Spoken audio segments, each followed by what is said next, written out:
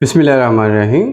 ऐसे हज़रात जिनको mail impotency का मसला है, डायबिटीज़ चाहे वो टाइप 1 है या चाहे टाइप 2 है।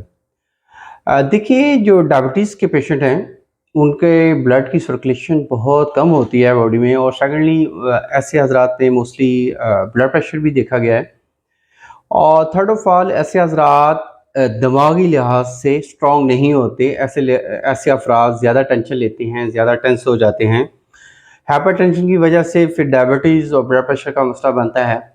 ऐसे हज़रात को एक तो चाहिए लाज़मी 2 से 3 किलोमीटर की वॉक करनी चाहिए और सिट्रिक एसिड जिन फलों में है, उनका इस्तेमाल किया जाए। और थर्ड ऑफ़ ऑल और ये एक छोटी-सी टिप है, या तो आप मोरिंगा एक्सट्रैक्ट का सिरप पिएँ, सिरप मार्केट से ईज़िली मिल जाएगा, हमसे भी परचेज़ करना चाहें हमसे भी मिल जाएगा।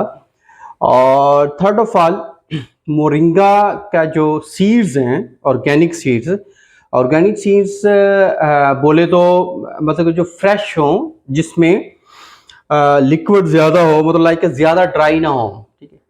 ऑर्गेनिक सीड्स आप लेते हैं, वो हाफ टी स्पून आपने नाश्ते के 1 घंटे के बाद पानी के साथ लेना है और तकरीबन 4 से 5 बजे 1 गिलास नींबू पानी लेना है, नमक के बगैर, मतलब कि नींबू का रस, पानी, जस्ट ये वाला नींबू पानी लेना है। इंशाल्लाह अगर आप इन बातों पे अमल करते हैं तो मेल इम्पोर्टेंसी का मसला अगर इस वजह से है तो फौरी हल होगा।